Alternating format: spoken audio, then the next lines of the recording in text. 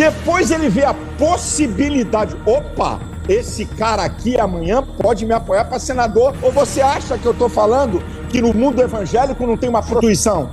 Eu apoiei esse cara. Não tinha acusação nenhuma contra ele. Agora tem? Silas Malafaia bagunça de vez com Marco Feliciano. Caio Fábio, há anos atrás, já falava do arranca-rabo de Marco Feliciano e Silas Malafaia. O Silas tinha feito Jabes tirar a reunião de segunda-feira à noite que ele tinha lá no Bom Retiro. Silas Malafaia perde o controle e solta a mamona em cima de todo mundo. Ou você acha que eu estou falando que no mundo evangélico não tem uma prostituição? Fique comigo até o final desse vídeo, que tem muita coisa aqui que você precisa saber. Se você quer ficar por dentro de tudo o que acontece no meio gospel e também na grande mídia, se inscreva agora em nosso canal, ative o sininho e coloque para receber todas as nossas notificações, dê um toque no botão curtir para nos apoiar. E sem muita demora, vamos ao vídeo. Depois das críticas de Silas Malafaia a Bolsonaro, a entrevista para Mônica Bergamo, ele voltou novamente a ser convidado. E veja só o que ele falou, confira. O senhor mesmo apoiou o Lula, mas o senhor disse que apoiou antes dos escândalos. Ah, obrigado. Continua mas o aí. senhor apoiou. Ideologicamente, o Lula sempre esteve onde está. Deixa eu dizer para você, não, senhora. Sim, ele escondeu muita coisa que ele é. Não, senhora. Olha, Lula nunca entrou em pauta de costume lá atrás. Que história é essa? Outra, sabe quem eu apoiei em 1989? Brizola. Lula foi pro segundo turno contra Collor, direita. Eu apoiei Lula. 2002, eu apoiei Lula. Quando eu comecei a ver a diferença entre o discurso e a prática no Congresso, eu caí fora. Porque o ser humano inteligente, ele analisa os fatos. Eu já apoiei gente errada. Já apoiei, claro. Porque eu sou um ser humano. Eu não sou líder partidário. Eu já apoiei. Uma coisa é você apoiar quando não há acusação, quando não há crime. Outra coisa é você continuar apoiando depois do crime, né, Mônica? Depois que ser aprovado crimes de corrupção de alto grau. Nesse ponto... O pastor Marco Feliciano apoiou a Dilma depois de mensalão, depois de diversos... O que é que eu tenho com o Marco Feliciano? Então também a igreja faz isso. Isso é problema dele. Não é seu amigo? É problema, meu amigo o quê? Um amigo que senta na minha mesa. Eu explico pra ele, eu bloqueei ele no telefone. Um aproveitador de oportunidade, é o que é ele. Ele viu assim, ele quer ser candidato a senador. Bolsonaro disse, não vou dar. Me pediu, eu fui a Bolsonaro. Tá, Bolsonaro, ó, e o Marcos quer ser um candidato a senador e tal. Depois ele vê a possibilidade, opa, esse cara aqui amanhã pode me apoiar para senador. Ou você acha que eu estou falando que no mundo evangélico não tem uma prostituição? Ou você acha que eu estou falando aqui? Agora, não, nesse ponto, só para entender... Deixa eu concluir a minha resposta. Conclui. Eu vou concluir a minha resposta. Eu não vim aqui defender a agremiação.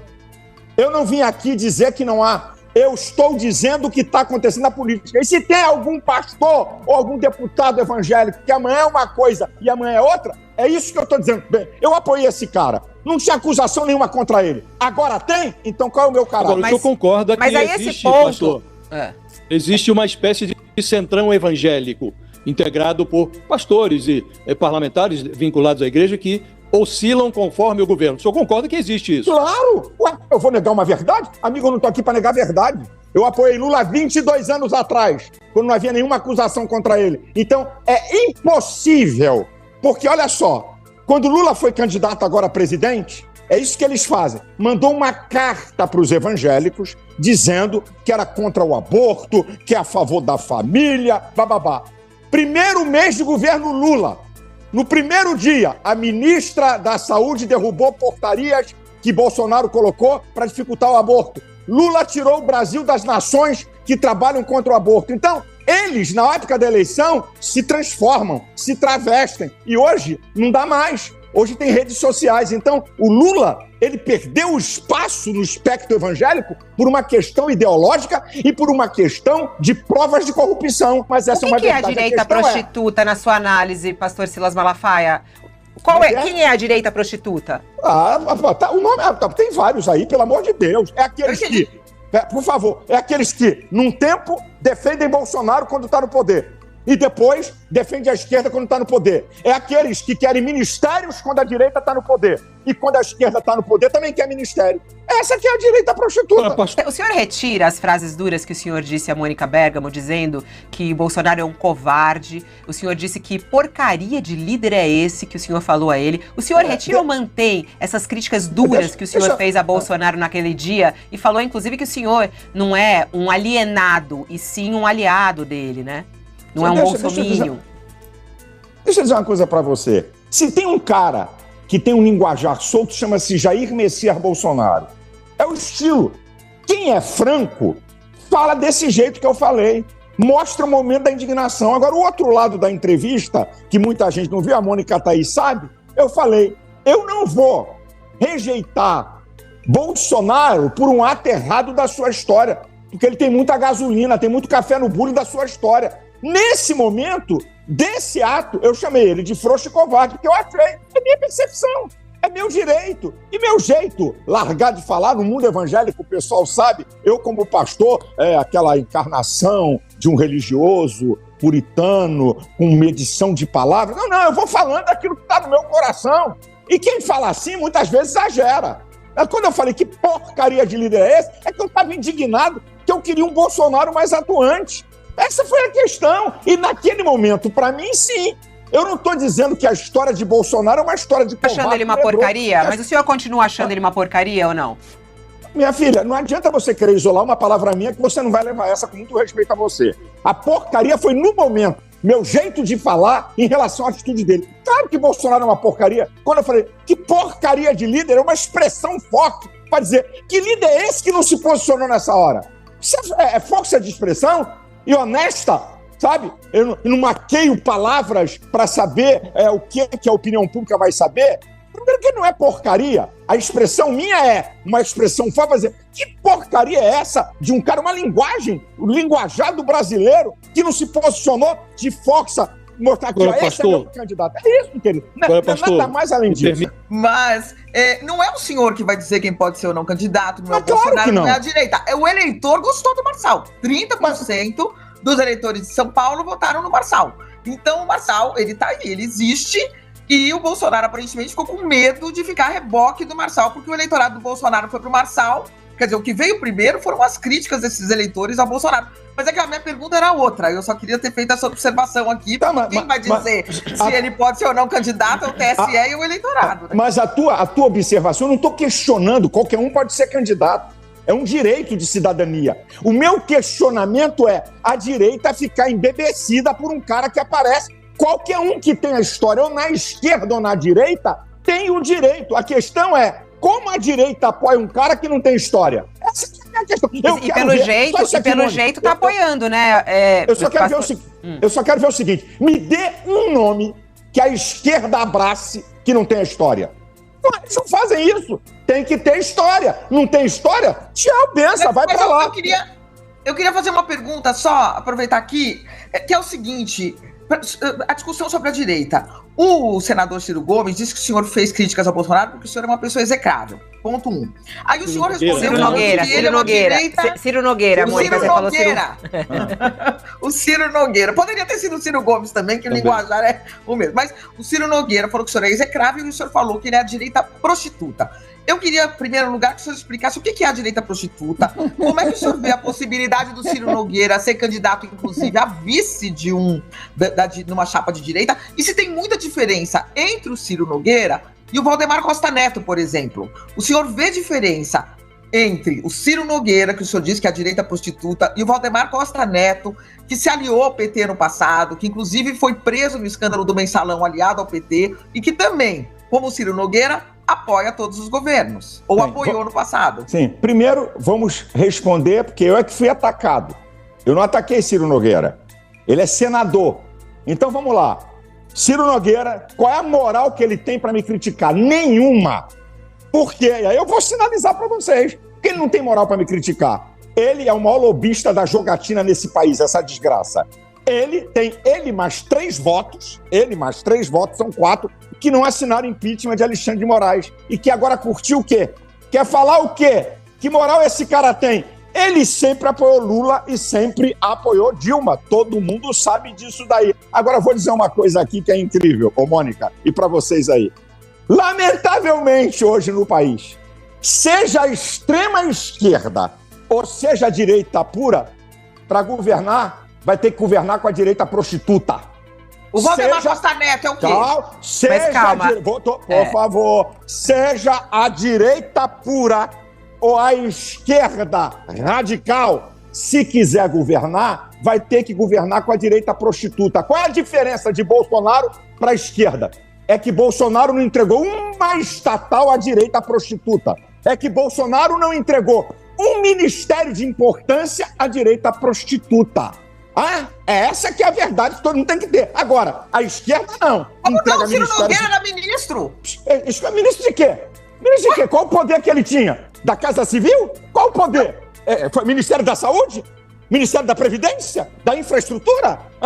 Caixa Econômica? Banco do Brasil? Qual é a estatal que Bolsonaro entregou para essa direita prostituta? Eu digo pro senhor, pastor. Peraí, por favor. Nem Bolsonaro, nem Lula, nem ninguém, porque quem vota é o povo. E o povo é o supremo poder. Se o povo bota essa direita prostituta lá, que ora tá com Bolsonaro, ora tá com a esquerda, ora tá com a direita, lamentavelmente nós vamos ter que engolir isso. Até que um povo com conhecimento, até que um povo diga assim, epa, isso aqui é a esquerda de fato, isso aqui é a direita de fato, isso aqui não é nada, então não vamos votar. Então hoje, quem estiver no poder, não adianta.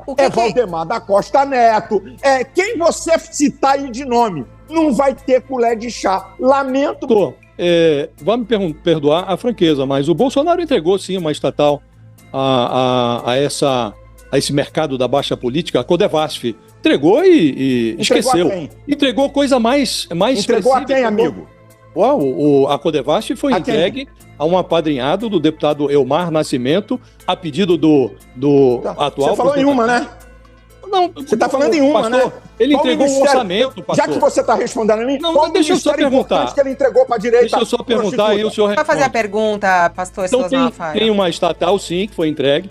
Ele entregou, mais do que isso, entregou o orçamento na prática. Ele criou, foi na gestão Bolsonaro, que se instituiu o orçamento secreto. Quer dizer, o presidente de então, o Bolsonaro, abriu mão da execução de um pedaço do orçamento. Né?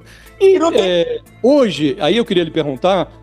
o Ricardo Nunes, que é a candidatura apoiada pelo senhor, tem lá uma coligação com uma dúzia de partidos. Né? Desses partidos, há 5 deles que controlam 11 ministérios e mais a Caixa Econômica Federal em Brasília. O MDB, o PSD do Kassab, que está também com o Tarcísio, União Brasil, esses chefiam 3 pastas cada um. Republicanos, uma pasta, o PP, o Progressistas, tem um ministério mais a Caixa Econômica. Então, estavam com o Bolsonaro, estão agora com o Lula. Obrigado! Esse é o pedaço prostituto da política. Agora, como resolver isso? Porque o senhor defende o Bolsonaro, mas ele estava até ontem. Ele pegou até o cofre do FNDE. Amigo, eu acabei de dizer, obrigado pela sua palavra, porque você só está assinando embaixo o que eu falei. Quem vota é o povo. É o povo que põe eles lá. Então, quem é? Você acabou de dar o referendo. Se Boulos for prefeito, vai governar com esses também, porque não tem saída. O senhor Pablo Marçal, na campanha, declarou: se eu for eleito, eu vou governar com vários partidos. Eu quero saber qual é o candidato hoje, na atual política brasileira, que vai... O Bolsonaro foi eleito por um partido minúsculo, pequenininho, sem nada. Eu queria saber como é... E olha que o cara chegar para ser presidente num partido que não tinha nada, que ele estava construindo, e governar, e não distribuir como o governo Lula. Quantos ministérios o governo Lula aumentou para apadrinhar essa turma toda? Então não adianta, amigo. Seja Nunes, seja Boulos, seja Tarcísio, seja Bolsonaro, para governar, vai ter que estar com essa direita prostituta. A questão é o seguinte, medir o que vai dar. Virou um grande prostíbulo, né, pastor, pelo seu raciocínio. Eu lamento. O que você quer que eu diga? Eu vou mentir? Eu vou negar o que eu vejo? O que eu olho? Porque se um cara, em qualquer nação democrática forte do mundo, tá? Com democracias definidas e com ideologias definidas, é direita ou é esquerda ou é centro. Acabou o papo. Tá aqui. Agora, me vendo para esse, amanhã me vendo para o outro. O que é isso? Se vender para um e para outro. Eu estou usando uma linguagem forte, certo? Então, e por que acontece isso? Porque quem vota é o povo. Então, o povo é que vai ao Supremo Poder. Se o povo manda essa gente para lá, o governador, o prefeito e o presidente da República, se quiser governar, vai ter que fazer alguma concessão. O problema é o nível da concessão que está sendo dada. Para mim, essa é a questão. Vale lembrar que essas brigas e jogo de interesses entre Silas Malafaia e Marco Feliciano não é de agora, pois o próprio pastor Caio Fábio, há anos atrás, já falava sobre essa rincha entre os dois, por causa de poder e visibilidade. Será que o senhor recebe o pastor Marcos Feliciano? Essa é a história. Então ele tá bom, generoso, diz para ele ligar de novo. Aí o secretário ligou a terceira vez. Aí eu falei, tá bom, marcamos uma data. Eles vieram aqui, cafezinho da manhã. Ele assentou-se aqui, o secretário dele, onde o senhor está. Aí ele começou a chorar as mágoas dele, que o Silas tinha feito o Jabes tirar a reunião de segunda-feira à noite que ele tinha lá no Bom Retiro, e que estava lotada já de gente, mais do que as outras reuniões, e que o Silas foi colocando ciúme no coração do Jabes, dizendo que a reunião de segunda estava mais forte do que as outras, e que só estava fortalecendo o Marcos Feliciano, e os dois eram desafetos, porque estavam brigando pelo mesmo nicho dentro da Assembleia de Deus. O Silas e o Marcos Feliciano. O Marcos com a galera mais jovem, o Silas com as importâncias mais bigodais dentro da igreja, mas brigando pelo mesmo nicho ali dentro. Aí ele começa a me contar a relação dele com o Silas e o Jabes. Polícia Federal no meio, chantagem, grampo telefônico, mulheres pagas para dizerem coisas, segundo ele, uma menina não sei de onde está paga para dizer que teve um caso comigo que não foi verdade. Ele nem sabia o que eu sabia. Função dos 900. Aí, não, ainda não tinha chegado aí. Aí vão as histórias de delegacia, meu irmão. Fraternidade de delegacia. Aí foi o secretário dele ali ouvindo. Aí chorou. Aí me disse, eu, pastor Caio, estou aqui para lhe ouvir, porque o senhor é um homem de Deus que inspirou a minha vida toda. Aí o que ele ouviu de mim? Só pancada. Não nele. Nessa história inteira, nesse esquema inteiro, eu disse, meu amigo, não há ninguém que viva para isso, que preserve a sua alma. Não existe evangelho nisso. Não há ninguém que entregue a sua alma a isso e continue a ter evangelho no coração. É simplesmente impossível. Você está querendo colher uvas de espinheiros. E falei a história de como essas coisas são para ele. Ele chorou igual um bezerro desmamado, o secretário dele ali vendo. Quando acabou, era por mim, eu estou oprimido, cheio de gente querendo me perseguir, o Silas quer acabar comigo. Ele só veio aqui me falar da desgraça dele. Se você chegou até o final desse vídeo, se inscreva em nosso canal, ative o sininho e coloque para receber todas as nossas notificações. Dê um toque no botão curtir para nos apoiar. Esse é o canal Mover Gospel e eu espero por você aqui no próximo vídeo.